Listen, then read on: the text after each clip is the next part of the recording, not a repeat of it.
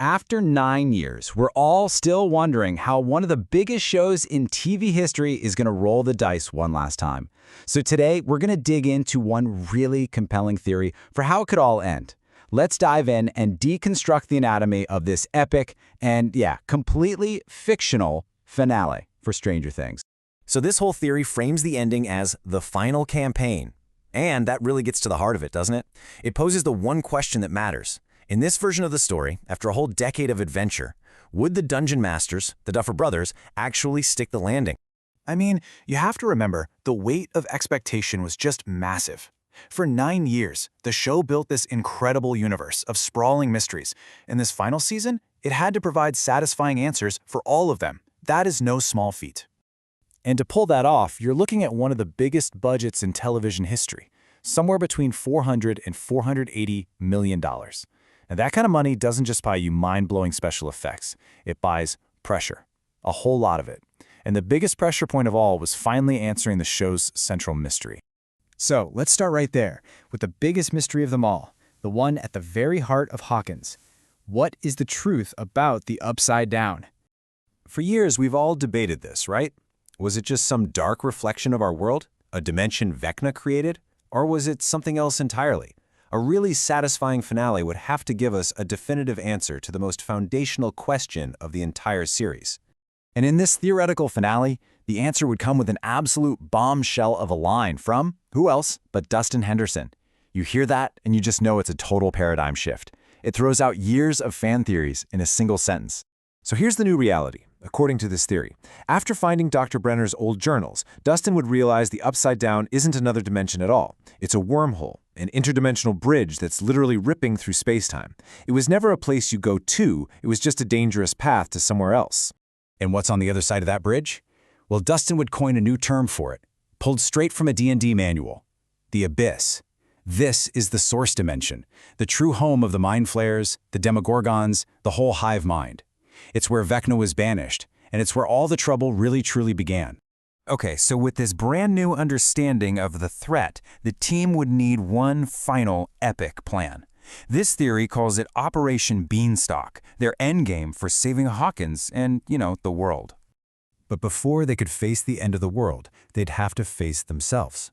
This theory imagines this incredibly powerful emotional scene where Will finally, tearfully comes out to the entire group.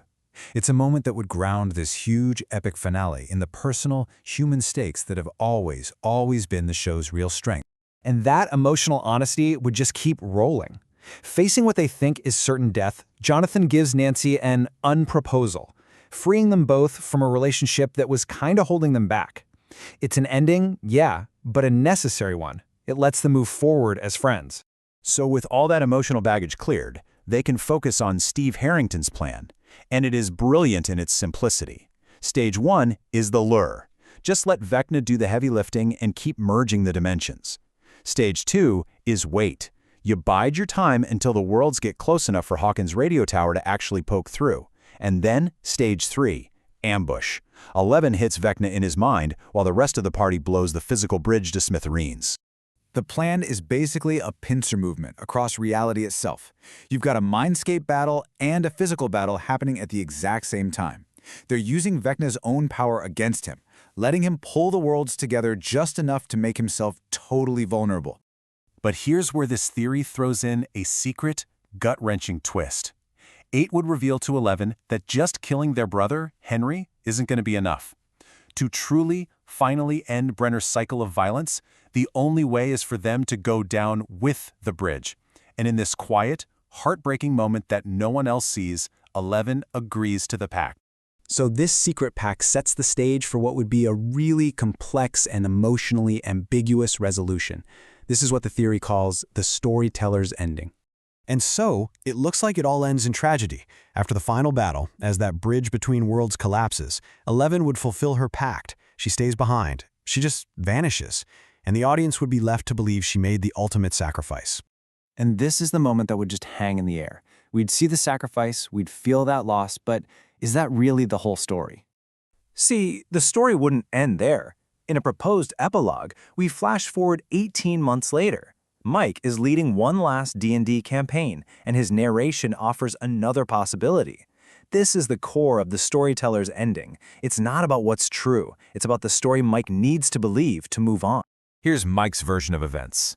He believes that 8, who was mortally wounded, used her very last breath to cast a powerful illusion. She faked 11's death to finally free her from the government, from her past, from everyone. In this story, 11 didn't die. She was finally set free. And this theory proposes a final shot that would just cement the ultimate message. It's not of our heroes. It's of a new generation. Holly Wheeler and her friends heading down into the basement to start their own D&D campaign. The cycle, the story, it all begins again.